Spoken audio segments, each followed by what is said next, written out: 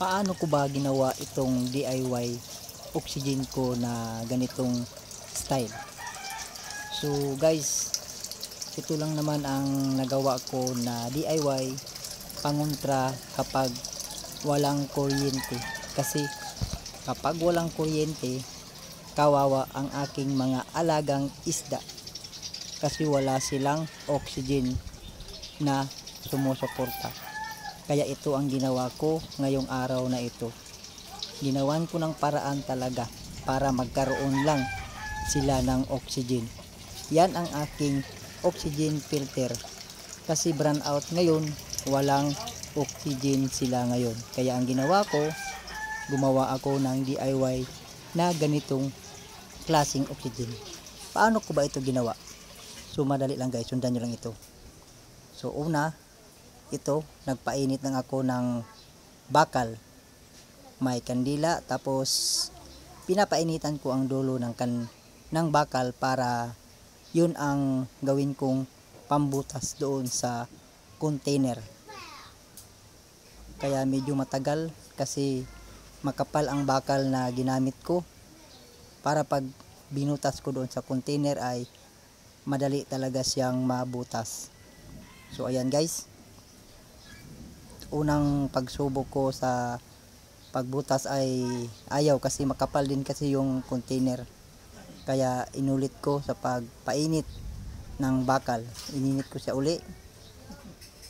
Medyo pinatagalan natin para maganda kasi pag sobrang init yung bakal bago natin i-diin doon sa container para mabutas siya.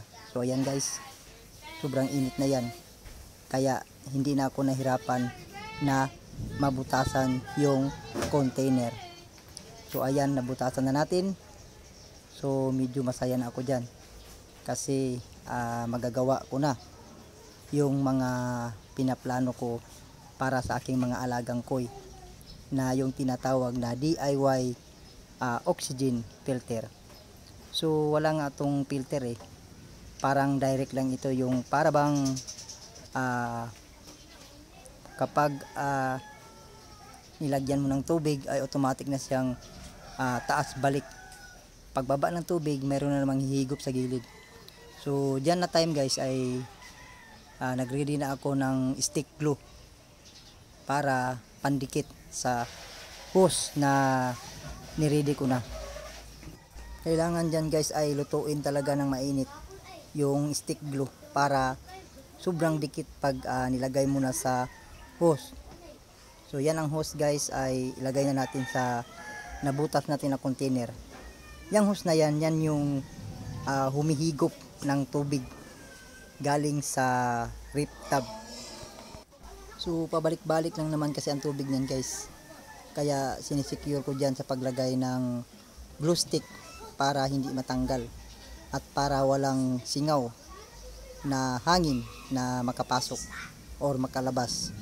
Kailangan kasi solid sa pagkalagay ng hose at hindi singaw or walang hangin na makakalabas or makakapasok para pag inigop ng buo yung tubig ay kusang tuloy-tuloy ang kanyang pagdaloy.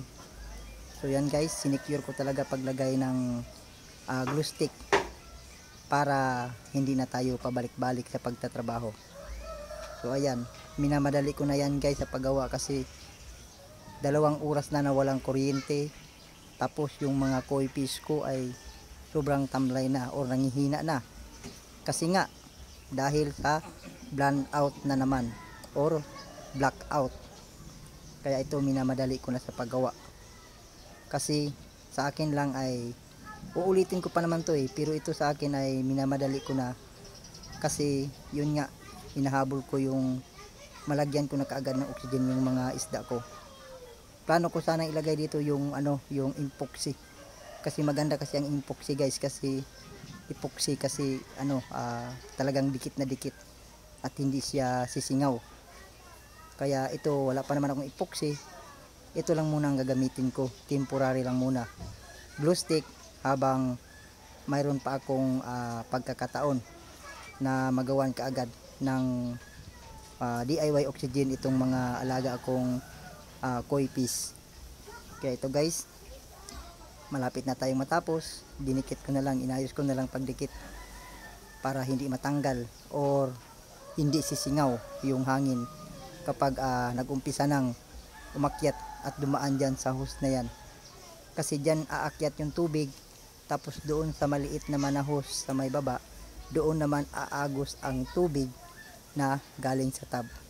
Bali pabalik-balik lang yan may lumalabas na tubig at mayroon ding umaakyat na tubig.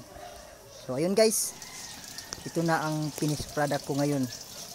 Ayan, diyan dumadaan, bumababa at saka pumapasok ang tubig dito sa gilid. Diyan, mahaba yan siya guys, abot talaga yan hanggang tubig yan. Diyan dumadaan, pumapasok ang tubig at dito naman sa maliit na hose, bumababa ang tubig. Kaya ngayon nakagawa na tayo ng temporary oxygen para sa ating mga alagang koi, kasi kawawa naman kasi guys kapag hindi natin lagyan ng oxygen. Sayang ang pagod at pag-aalaga natin kapag isang araw lang ang blackout ay mawawala na sila agad. So ito, yan yung dati kong filter na ginagawa, kaso blackout kaya yan natambay. So ito na, mayroon na tayong bagong DIY filter. So kayo guys, kung may mga alaga, gawin nyo ito para sa pangalaga nyo.